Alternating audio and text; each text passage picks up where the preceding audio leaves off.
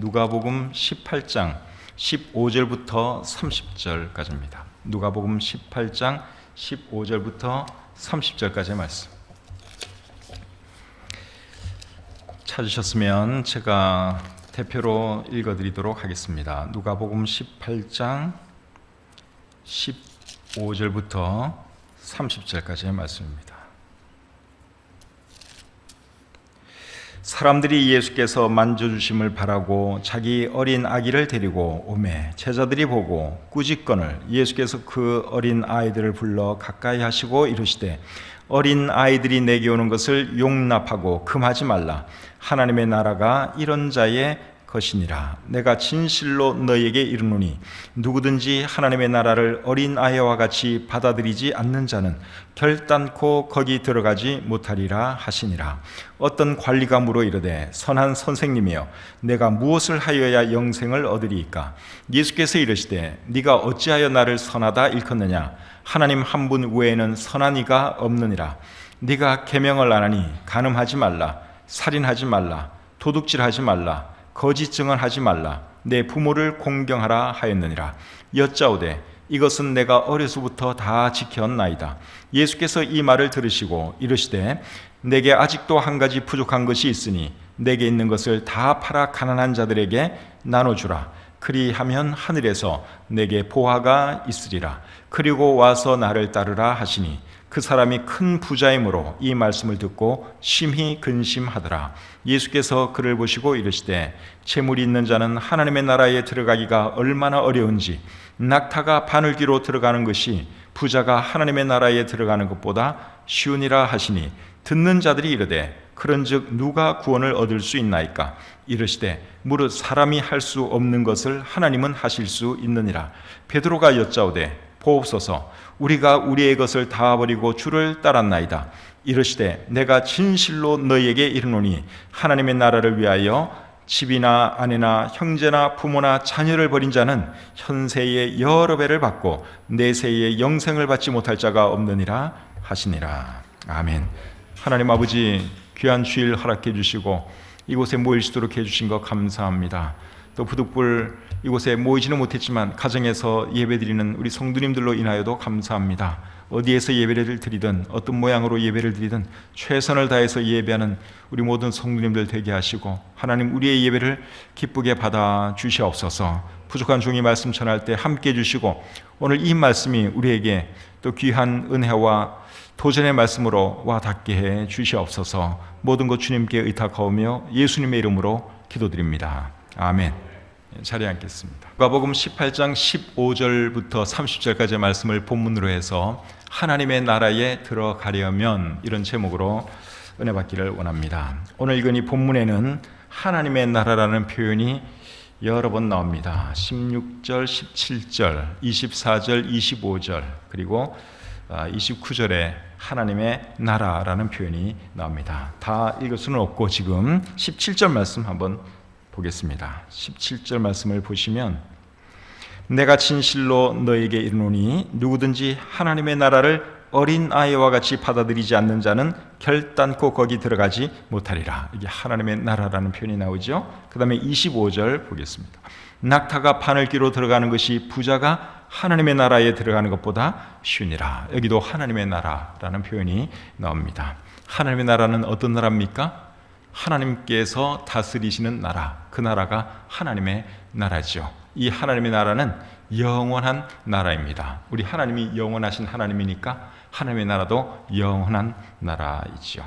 그리고 오늘 이 본문에 보시면 영생이라는 단어도 눈에 띕니다. 18절을 보시면 어떤 관리가 물어 이르되 선한 선생님이여 내가 무엇을 하여야 영생을 얻으리까? 영생이라는 단어가 나옵니다. 30절에도 보시면 현세의 여러 배를 받고 내세의 영생을 받지 못할 자가 없느니라. 여기도 영생이라는 단어가 나오죠. 영생이라는 것은 말 그대로 영원한 생명을 말합니다. 근데 이 영생이라는 것은 이 땅에서 누릴 수 있는 것은 아니고 하나님 나라에서 누릴 수 있는 것입니다. 하나님 나라의 일원이 되면 영원히 살 수 있는 것이죠. 그래서 우리 성경에 나오는 영생을 얻는다 하는 이 표현과 하나님 나라에 들어간다 하는 이 표현은 사실상 같은 뜻입니다. 그리고 오늘 이 본문에 보시면 또 구원이라는 단어도 나옵니다. 26절에 나오죠. 듣는 자들이 이르되 그런즉 누가 구원을 얻을 수 있나이까. 구원을 얻는다 이런 표현이 나오는데, 구원을 얻는다는 표현이나 영생을 얻는다는 표현이나 하나님 나라에 들어간다는 표현이나 다 같은 뜻입니다. 그래서 오늘 읽은 이 본문은 하나님 나라에 대한 말씀이고 영생에 대한 말씀이고 그리고 구원에 대한 말씀이다 하는 것을 우리가 알 수 있습니다. 여러분, 구원은 어떻게 받을 수 있죠? 구원은 어떻게 받습니까? 구원은 예수님을 믿음으로 받죠. 사도행전 16장 31절에 보시면 주 예수를 믿으라 그리하면 너와 내 집이 구원을 받으리라. 어떻게 구원받느냐? 예수님을 믿음으로 구원받는다고 사도행전 16장 31절에 말씀하고 있습니다. 그러면 영생은 어떻게 받죠? 영생도 마찬가지입니다. 영생도 예수님을 믿음으로 받는 것입니다. 요한복음 3장 16절에 보시면 하나님이 세상을 이처럼 사랑하사 독생자를 주셨으니 이는 그를 믿는 자마다 멸망하지 않고 영생을 얻게 하려 하심이라. 믿는 자마다 영생을 얻게 하려 하심이라. 그래서 영생도 어떻게 받느냐? 예수님을 믿음으로 받습니다. 그러면 하나님 나라는 어떻게 들어갈까요? 하나님 나라도 마찬가지입니다. 예수님을 믿음으로 하나님 나라에 들어갈 수 있습니다. 마가복음 1장 15절에 보시면 이런 말씀이 있습니다. 이르시되 때가 찼고 하나님의 나라가 가까이 왔으니 회개하고 복음을 믿으라. 하나님 나라가 가까이 왔으니까 어떻게 하라 그랬어요? 회개하고 복음을 믿으라 그랬습니다. 그러니까 하나님 나라에 들어가는 방법이 뭔가 하면 회개하고 복음을 믿는 것이죠. 회개라고 하는 것은 불신앙에서 신앙으로 돌아서는 것이 회개입니다. 그리고 복음을 믿으라 그랬는데 복음을 믿으라 하는 이 말은 예수님을 믿으라 그 말하고 같은 말이죠. 그래서 하나님 나라에는 어떻게 들어가느냐? 예수님을 믿음으로 들어가는 것입니다. 그렇다면 여러분, 하나님 나라에 들어가는 것이 쉽습니까? 어렵습니까? 쉽지요. 예수님 믿는 거 이거 전혀 어려운 거 아닙니다. 뭐 특별히 뭐 어떤 행동을 해야 하는 것도 아니고 뭐 많은 노력을 해야 하는 것도 아니고 뭐 많은 돈이 필요한 것도 아닙니다. 예수님 믿는 거 말 그대로 믿으면 되는 겁니다. 정말 쉬워요. 그런데 문제는 많은 사람이 하나님 나라에 못 들어가고 있다고 하는 사실이에요. 그 쉬운 구원을 왜 못 받을까요? 하나님 나라에 들어가는 거, 이 성경 읽으면 정말 쉬운데 왜 사람들이 하나님 나라에 못 들어가죠? 그 이유를 오늘 우리가 이 본문에서 발견할 수 있습니다. 자, 15절을 보겠습니다. 사람들이 예수께서 만져주심을 바라고 자기 어린 아기를 데리고 오매 제자들이 보고 꾸짖거늘. 아기 엄마들이 또는 아빠들이 자기 아기들을 데리고 예수님께 나왔어요. 데리고 온 목적은 예수님께서 안수해 주시기를 바라고 축복해 주시기를 바라고 쓰다듬어 주시기를 바라고 부모들이 자기 아기들을 데리고 예수님께 나왔습니다. 그런데 예수님의 제자들이 그 부모들을 어떻게 했어요? 꾸짖었다고 말씀하고 있죠. 이 제자들은 참 답답해요. 그 부모들이 얼마나 참 자기 자녀를 위해서 그렇게 하면은 참 훌륭하십니다. 그러면서 예수님께 이렇게 안내를 해주고 또 예수님께 참 축복할 수 있는 그런 자리를 마련해 줘야 되는데 우리 예수님의 제자들은 너무 예수님을 지금 보호하려고 하는지 지금 그 부모들을 꾸짖었다. 그렇게 얘기 말씀하고 있습니다. 그 모습을 보시고 예수님이 뭐라 그러십니까? 16절에 보면 어린아이들이 내게 오는 것을 용납하고 금하지 말라. 그렇게 말씀을 하셨어요. 그러면서 예수님이 일일이 아이들 만져주시고 축복해 주시고 안수해 주셨습니다. 그러면서 하실 말씀이 하나님의 나라가 이런 자의 것이다. 그렇게 말씀을 하셨어요. 또 17절에 보시면 누구든지 하나님의 나라를 어린아이와 같이 받아들이지 않으면 하나님 나라에 들어갈 수 없다. 그런 말씀도 하셨습니다. 하나님 나라를 받아들인다 하는 이 말은 복음을 받아들인다, 예수님을 받아들인다 하는 말과 같습니다. 아이들은 순수하기 때문에 무슨 말이라도 하면 잘 믿습니다. 복음 전해주면 아이들은 그 복음 잘 받아들입니다. 그런데 어른들은 어때요? 그렇지가 않죠. 어른들은 복음 전에도 잘 받아들이지를 않습니다. 복음을 받아들이지 않는 어른들을 보면 제 마음속에 어떤 생각이 드는가 하면 저분이 어렸을 때 복음을 들었다면 얼마나 좋았을까 그런 생각을 해봅니다. 복음을 받아들이지 않는 그런 사람이라고 할지라도 그 사람이 어린 시절에 예수 그리스도의 복음을 들었다면 어떻게 되었을까요? 믿었을 가능성이 굉장히 높겠죠. 그런데 나이 좀 들었다고, 머리 좀 컸다고 이제는 더 이상 받아들이지를 않아요. 이게 어른들의 비극입니다. 똑같은 복음인데 어렸을 때 들었다면 틀림없이 믿었을 사람이 나이 좀 들었다고, 머리 좀 컸다고 이제는 받아들이지를 않습니다. 어른들의 비극입니다. 그래서 전도의 효율성을 생각하면 누구에게 복음 전하는 것이 효율적인가 하면 어린 아이들에게 복음 전하는 것이 효율적입니다. 어른들에게 복음 전하면 잘 안 받아들여요. 근데 어린 아이들에게 복음 전하면 잘 받아들입니다. 그래서 유초동부 사역이 중요하고 주일학교 사역이 중요하고 중고등부 사역이 중요한 것입니다. 예수님 믿는 사람들의 상당수가 언제 예수님 믿었는가 하면 어릴 때 예수님 믿었어요. 저만 하더라도 언제 예수 믿었느냐? 어릴 때, 초등학교 때 제가 예수님을 제 구주로 모셔드리고 구원 받았습니다. 뭐 저뿐만 아니고 아마 여러분들도 이렇게 보면은 어렸을 때 구원받은 분들이 많을 겁니다. 중고등학교 이전에, 고3 이전에 내가 예수님 믿었습니다. 그러면 한번 손들어 보실까요? 한번 손들어 보세요. 나는 고3 그 전에 구원받았습니다. 예, 고맙습니다. 꽤 많잖아요. 근데 어른이 돼서 구원받은 분들도 우리 교회는 그래도 또 상당히 많으시네요. 그래서 어쨌든 간에 이 복음은 어린 아이일수록 잘 받아들인다 하는 것이죠. 어른들 중에도 이제 늦은 나이에도 예수 믿는 사람이 없지 않아 있기는 있죠. 우리 교회도 그런 분들이 많이 계시는데 그런 분들은 참 겸손한 분들입니다. 온유한 분들이고 마음이 청결한 분들이에요. 예수님께서 산상수훈의 말씀을 하실 때 심령이 온유한 자는 복이 있다, 마음이 청결한 자는 복이 있다, 그런 말씀을 하셨는데 나이 많아서 예수님의 복음 받아들인 사람들, 거기에 해당되는 사람들입니다. 정말 겸손하고 온유한 사람들이에요. 그렇지 않으면 예수님 믿을 수 없기 때문에 그렇죠. 18절 말씀 계속 보겠습니다. 어떤 관리가 물어 이르되 선한 선생님이여 내가 무엇을 하여야 영생을 얻으리이까? 어떤 관리가 예수님을 찾아와서 내가 어떻게 하면 영생을 얻을 수 있겠습니까? 질문을 했습니다. 어떻게 하면 영생을 얻을 수 있습니까? 이 질문하고 어떻게 하면 구원을 받을 수 있습니까? 이게 사실은 같은 질문이죠. 정말 좋은 질문을 했습니다. 여러분, 사람이 이런 질문을 할 수 있다는 거, 이거 아무나 할 수 있는 질문이 아니죠. 내가 어떻게 하면 영생을 얻을 수 있을까? 어떻게 하면 내가 구원받을 수 있을까? 이 질문 정말 훌륭한 질문인데 이 관리가 예수님에게 이런 질문을 했습니다. 마태복음 19장 16절에 보시면 내가 어떤 선한 일을 하여야 영생을 얻을 수 있겠습니까? 그렇게 질문을 했습니다. 그러니까 이 관리는 사람이 구원받기 위해서는, 영생을 얻기 위해서는 어떤 선한 일을 해야 한다, 그렇게 생각을 하고 지금 그까지는 알겠는데 구체적으로 어떤 일을 해야 하는지 그거를 지금 예수님에게 묻는 것입니다. 그런데 이 사람이 예수님을 어떻게 불렀는가 하면 선한 선생님이라고 불렀죠. 선한 선생님. 거기에 대해서 예수님이 뭐라 그러시는가 하면 19절 보겠습니다. 예수께서 이르시되 네가 어찌하여 나를 선하다 일컫느냐? 하나님 한 분 외에는 선한 이가 없느니라.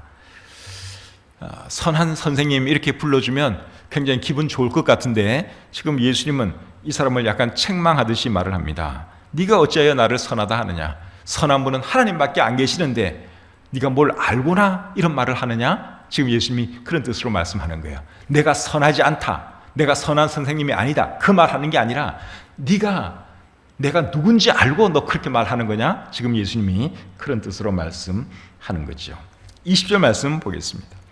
네가 계명을 안 하니 간음하지 말라, 살인하지 말라, 도둑질하지 말라, 거짓 증언하지 말라, 내 부모를 공경하라 하였느니라. 이 사람이 어떻게 하면 영생을 얻을 수 있습니까? 어떻게 하면 구원받을 수 있습니까? 그렇게 질문을 했더니 예수님의 답변이 계명을 지키라는 거예요. 십계명에 나와 있는 그 계명들을 지키라고 예수님이 말씀하셨습니다. 그렇게 말씀하는 이유는 뭘까요? 이 사람으로 하여금 자신이 죄인인 것을 깨닫도록 하기 위해서 예수님이 의도적으로 이렇게 말씀하시는 것입니다. 율법 지킨다고, 계명 지킨다고 구원받는 거는 아니죠. 로마서 3장 20절에 보시면 이런 말씀이 기록되어 있습니다. 로마서 3장 20절에 보시면 그러므로 율법의 행위로 그의 앞에 의롭다 하심을 얻을 육체가 없나니 율법으로는 죄를 깨달음이니라. 그러니까 하나님께서 왜 율법을 주시고 계명을 주셨느냐? 그거 지켜서 구원받으라고 주신 것이 아니라 죄인인 것을 깨닫도록 하기 위해서 하나님께서 계명을 주신 거예요. 율법을 지킬 수 있는 사람이 있을까요? 없을까요? 그런 사람은 없지요. 그런데 이 사람이 뭐라고 대답을 하느냐? 내가 율법 다 지켰는데요. 그렇게 대답을 합니다. 21절 말씀 보겠습니다. 여짜오되 이것은 내가 어려서부터 다 지켰나이다. 율법을 지킬 수 있는 육체가 없어요. 사람은 율법 다 못 지킵니다. 근데 이 사람은 겁도 없이 그 율법이요, 그 계명들이요, 제가 어릴 때부터 다 지켰어요. 예수님에게 감히 그렇게 말을 했습니다. 그랬더니 예수님이 뭐라 그럽니까? 자, 22절 보겠습니다. 예수께서 이 말씀을 들으시고 이르시되 내게 아직도 한 가지 부족한 것이 있으니 내게 있는 것을 다 팔아 가난한 자들에게 나누어 주라. 그리하면 하늘에서 내게 보화가 있으리라. 그리고 와서 나를 따르라 하시니. 예수님께서 뭐라 그랬어요? 네가 가지고 있는 모든 소유 다 팔아서 가난한 사람들에게 나누어 줘라. 그리하면 네가 하늘에서 큰 상을 얻게 될 것이다. 그리고 나를 따르라. 그렇게 말씀을 하셨어요. 그랬더니 이 사람이 어떻게 합니까? 심히 근심하고 예수님을 떠나갔다. 우리 성경이 그렇게 기록을 하고 있습니다. 23절 보겠습니다. 그 사람이 큰 부자이므로 이 말씀을 듣고 심히 근심하더라. 자기는 율법을 다 지켰다고 생각했는데 이 사람이 율법 다 지킨 것입니까? 못 지킨 것입니까? 못 지킨 거죠. 율법을 정말 100% 완벽하게 다 지켰다면 예수님이 방금 하라고 한 거 이것도 그냥 쉽게 할 수 있어야 돼요. 근데 이 사람은 그걸 못하는 거예요. 율법의 핵심 중 핵심은 하나님 사랑하고 이웃 사랑하라, 그거 아닙니까? 십계명을 딱 두 마디로 말하면 그거예요. 하나님 사랑하고 이웃 사랑하라는 거예요. 근데 이웃을 실천하는 방법을 지금 예수님이 가르쳐 줬어요. 네가 가지고 있는 거 다 팔아서 가난한 사람들 다 나눠주고 너는 내 제자가 되라. 그런데 이 사람이 그걸 못합니다. 그리고 이 사람이 예수님에 대해서 정확하게 알고 있는 것도 아닙니다. 예수님에게 선한 선생님 그렇게 말을 했지만 실제로는 이 사람이 예수님에 대해서 잘 모릅니다. 예수님이 어떤 분인지 정확하게 이 사람이 알았더라면 예수님께서 하신 이 말씀 그건 못 지키겠습니까? 예수님이 하나님인 것을 이 사람이 100% 확신했다면 네 주님 말씀이라면 내가 당연히 그렇게 해야죠. 그렇게 했을 거예요. 그런데 이 사람은 예수님에 대해서도 확신이 없는 거예요.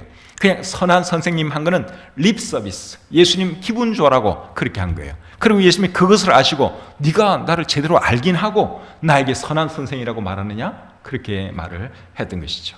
그리고 이 사람은 무엇보다도 재물에 대한 욕심이 너무 많았습니다.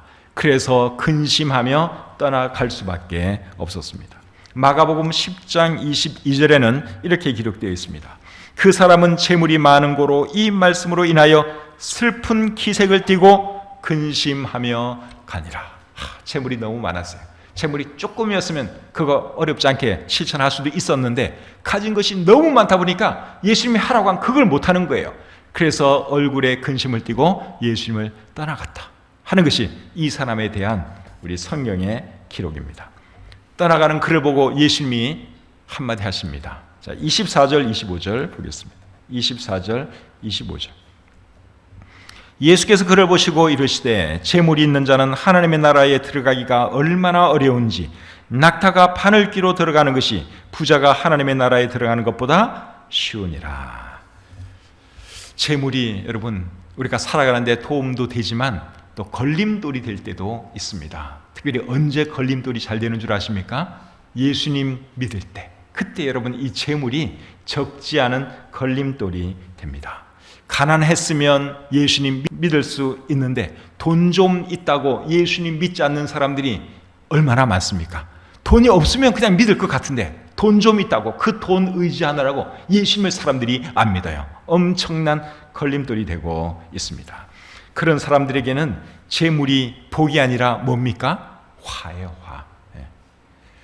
반대로 가난했기 때문에 예수님을 쉽게 믿었다면 그 가난은 그 사람에게 복입니다. 옛날이나 지금이나 부자는 예수님을 잘 안 믿습니다. 어떤 사람들이 예수님을 잘 믿죠?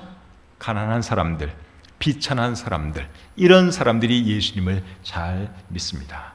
그래서 고린도전서 1장 26절에 이런 말씀이 기록되어 있어요. 형제들아 너희를 부르심을 보라. 육체를 따라 지혜로운 자가 많지 아니하며 능한 자가 많지 아니하며 문불 좋은 자가 많지 아니하도다. 사도 바울이 고린도 교회 성도들에게 하는 말이에요. 너희들 한번 봐라. 너희들 중에 배운 사람 별로 없지? 부자들 별로 없지?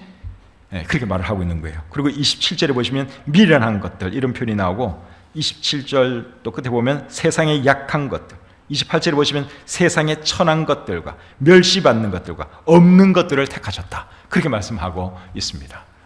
예수 믿는 사람들이 주로 그런 사람들이 많아요. 이런 말 들으면 혹시 기분 나쁘십니까? 기분 안 나쁘죠? 저같이 비천한 사람 하나님께서 구원해 주셔서 얼마나 감사합니까? 근데 좀 있는 사람들, 좀 배웠다는 사람들, 자기가 잘났다고 하는 사람들은 하여간 예수님을 잘 안 믿어요. 참 비극이 아닐 수 없습니다. 그런데 예수님이 부자는 하나님 나라에 들어가기가 어렵다, 이제 이 말씀을 하니까 제자들이 뭐라 그럽니까? 그럼 누가 구원받을 수 있겠습니까? 그렇게 말을 합니다. 26절 보겠습니다. 듣는 자들이 이르되 그런즉 누가 구원을 얻을 수 있나이까? 예수님께서 하신 말씀은 이해가 되는데 부자가 천국에 들어가는 것이 참 어렵다 하는 그 말은 우리가 얼마든지 이해가 되는데 26절 말씀은 조금 어렵죠. 듣는 자들이 이르되 그런즉 누가 구원을 얻을 수 있나이까? 여기 듣는 자들은 예수님의 제자들이에요. 제자들이 예수님에게 이 질문을 했어요. 그러면 누가 도대체 구원받을 수 있습니까? 왜 이런 질문을 했을까요? 제자들 생각에는 부자들은 복받은 사람이라고 생각을 하고 있는 거예요. 유대인들, 그 당시 유대인들이 주로 그 생각을 했습니다. 돈 많은 사람들, 부자들은 복받은 사람들이다. 하나님의 복을 많이 받은 사람들이다. 그 생각을 하고 있어요. 하나님께 복받은 부자들이 구원받지 못한다면, 그러면 복을 받지 못한 우리처럼 이렇게 가난한 사람들, 이 사람들은 어떻게 구원받을 수 있겠습니까? 그게 이 제자들의 질문입니다. 제자들의 질문에 예수님이 뭐라 그러죠? 27절 보겠습니다. 이르시되 무릇 사람이 할 수 없는 것을 하나님은 하실 수 있느니라. 이 말의 의미는 부자라고 해서 구원 못 받는 것은 아니고 하나님께서 하시고자 하면 부자라도 얼마든지 구원해 주실 수 있다, 그 말이죠. 실제로 부자들 중에도 여러분 예수 믿는 사람 있잖아요. 부자들 중에도 예수 믿는 사람들 많이 있습니다. 부자면서 예수님 믿는 사람들, 구원받은 사람들은 어떤 사람들이냐? 심령이 정말 가난한 사람들이에요. 예수님께서 산상순의 말씀에서 심령이 가난한 자는 복이 있나니 천국이 저들의 것이며 그렇게 말씀을 하셨거든요. 부자라도 그 사람이 정말 예수님을 믿는다, 참 마음이 가난한 겸손한 사람입니다. 그러니까 예수님 믿는 거예요. 근데 그것도 부자고 마음도 그냥 교만으로 꽉 차 있는 이런 사람은 예수님 안 믿죠. 그래서 예수님이 이제 이 말씀을 하니까 베드로가 또 뭐라 그러느냐? 28절 말씀 보겠습니다. 28절. 베드로가 여짜오되 보옵소서 우리가 우리의 것을 다 버리고 주를 따랐나이다. 자, 베드로가 예수님에게 어떤 질문을 했는가 하면 하나님께서 하시고자 하면 부자라도 구원해 주실 수 있다 하는 그 말씀 이제 우리가 이해를 했는데, 그러면 우리처럼 우리의 모든 것을 버리고 주님을 따른 사람들은 어떻게 되는 겁니까? 그게 궁금했어요. 그래서 그 질문을 했습니다. 그 질문에 대해서 예수님이 이렇게 대답을 하십니다. 29절 30절 보겠습니다. 이르시되 내가 진실로 너에게 이르노니 하나님의 나라를 위하여 집이나 아내나 형제나 부모나 자녀를 버린 자는 현세의 여러 배를 받고 내세의 영생을 받지 못할 자가 없느니라 하시니라. 자, 예수님께서 뭐라고 답변해 주셨어요? 나를 위해서 모든 것을 버린 사람들은 내가 여러 배로 보상해 줄 것이다. 그리고 영생도 줄 것이다. 예수님이 그렇게 말씀하셨습니다. 이 말씀에 의하면 모든 것을 버리고라도 예수님 믿을 만한 가치가 있습니까? 없습니까? 있죠. 예수님 믿을 가치는 충분히 있습니다. 왜냐하면 우리가 모든 것을 포기하고 예수님 따라도 예수님께서 보상해 준다 그랬으니까, 더군다나 영생까지 주신다 그랬으니까 얼마든지 예수님 믿을 만한 가치는 있는 것이죠. 그래서 이 질문을 했던 베드로는 예수님께서 어떻게 해주셨죠? 예수님의 수제자가 되게 해주셨고, 그리고 수많은 사람들의 사랑과 존경을 받는 인물이 되게 해주셨습니다. 여러분, 이 세상에 베드로 모르는 사람 없죠? 베드로 다 압니다. 저기 천주교 많은 나라에 가면 다 그 건물들 이름이 성 베드로 성당, 수도시 많아요. 성 베드로 성당. 베드로가 그냥 수많은 사람들에게 사랑과 존경과 숭앙의 대상이 되었습니다. 그리고 베드로는 물론 영생도 누리는 그런 복을 받았죠. 사도 바울 같은 분도 마찬가지죠. 사도 바울은 예수님을 위해서 자기의 모든 것을 배설물로 여긴 사람입니다. 모든 학문, 모든 재산, 예수님을 위해서 기꺼이 다 포기했습니다. 그렇게 했더니 그는 또 어떻게 되었습니까? 역사에 길이 남는 그런 인물이 되었죠. 사도 바울 모르는 사람도 이 세상에 거의 없습니다. 기독교권 문화에서는 베드로, 바울 다 합니다. 성 바울 성당 이런 건 또 얼마나 많습니까? 세인트 폴 성당 엄청 많습니다. 이 땅에 다 그분을 기리는 거죠. 그리고 그분도 물론 영생을 누리는 사람이 되었고, 그런데 오늘 이 본문에 나오는 이 관리, 이 사람은 어떻게 되었습니까? 돈 때문에 영생을 얻을 수 있는 기회를 잃어버리고 말았습니다. 이런 사람은 오늘날에도 엄청 많습니다. 돈 때문에 예수님을 믿고 싶은 마음은 있는데, 신앙생활 하고 싶은 마음은 있는데, 교회도 좀 다니고 싶은데 돈 때문에 헌금하는 것이 아까워서 교회 안 다니는 사람들, 예수 안 믿는 사람들 많습니다. 굉장히 많습니다. 그런데 그런 사람들은 사실은 어리석은 사람들이죠. 돈도 물론 좋기는 좋아요. 그러나 영생에 비교할 수 있겠습니까? 영생을 얻을 수 있다면 돈 아니라 이러면 더한 것도 우리가 투자해야 되는 거 아닙니까? 근데 그 돈 얼마 때문에 헌금하는 것이 아까워서 예수님 안 믿는 그런 사람들 제가 많이 봤어요. 정말 불쌍한 사람들이죠. 마태복음 16장 26절에 보시면 이런 말씀이 있습니다. 사람이 만일 온 천하를 얻고도 제 목숨을 잃으면 무엇이 유익하리요? 사람이 무엇을 주고 제 목숨과 바꾸겠느냐? 여러분, 이 세상에서 제일 귀한 것은 자기 목숨이에요. 이 천하를 얻어도 자기 목숨 잃으면 아무런 의미가 없습니다. 이 세상에 목숨보다 더 귀한 것은 없죠. 영생보다 더 좋은 것은 없습니다. 그런데 많은 사람들이 이걸 몰라요. 또 잠언 23장 5절에 보면 네가 어찌 허무한 것에 주목하겠느냐? 정령이 재물은 스스로 날개를 내어 하늘을 나는 독수리처럼 날아가리라. 돈이 좋은 것이긴 한데 이게 어떻게 보면 또 굉장히 허무한 겁니다. 결정적인 순간에 아무런 도움 줄 수 없는 것이 이 돈입니다. 사람이 막 숨이 넘어갈 때 여러분 돈 많다고 그 생명 연장해 줄 수 있습니까? 별 의미 없습니다. 사막에 떡 떨어졌어요. 돈 아무리 많아도 소용없어요. 물 한 모금만도 못한 것이 돈이 될 수 있습니다. 말씀을 마치겠습니다. 여러분은 하나님 나라의 백성이 되셨습니까? 여러분은 구원 받으셨어요? 만약에 아직 여러분 중에 구원에 확신이 없는 그런 분 계시면 꼭 구원 받으시기를 바랍니다. 예수 그리스도의 이 복음을 여러분들이 받아들이시기를 바랍니다. 예수님 받아들이면 하나님 나라의 백성이 되는 것입니다. 천국에서 영원히 주님과 함께 사는 것이죠. 그 은혜가 여러분들에게 있기를 우리 주님의 이름으로 축복합니다. 기도하겠습니다. 하나님 감사합니다. 귀한 주일 허락해 주시고 또 귀한 하나님 말씀 배울 수 있도록 해주셔서 감사합니다. 우리에게 중요한 것이 참 많지만 복음보다 더 귀한 것이 없고 예수님보다 더 소중한 분이 없고 또 우리가 천국 가는 그것보다 더 귀한 일이 없는 줄 믿습니다. 그래서 오늘 이 아침에도 우리가 주님을 예배합니다. 하나님, 우리 주변에 아직도 예수님 알지 못하는 사람들이 너무나 많습니다. 돈 때문에 멸망당하는 사람도 많고 예수님 거부하는 사람도 얼마나 많은지 모릅니다. 그러나 저희들에게는 참 특별히 세상적으로 내세울 것도 없지만 그래서 오히려 또 예수님 쉽게 믿을 수 있도록 해주신 것 참 감사합니다. 예수님을 사랑하고 예수님 귀히 여기며 살아가는 저희들 되게 도와주시고 또 우리 주변에 주님 알지 못하는 사람들 있으면 또 예수님을 잘 소개하는 저희들 되게 해 주시옵소서. 감사드리며 예수님의 이름으로 기도합니다. 아멘.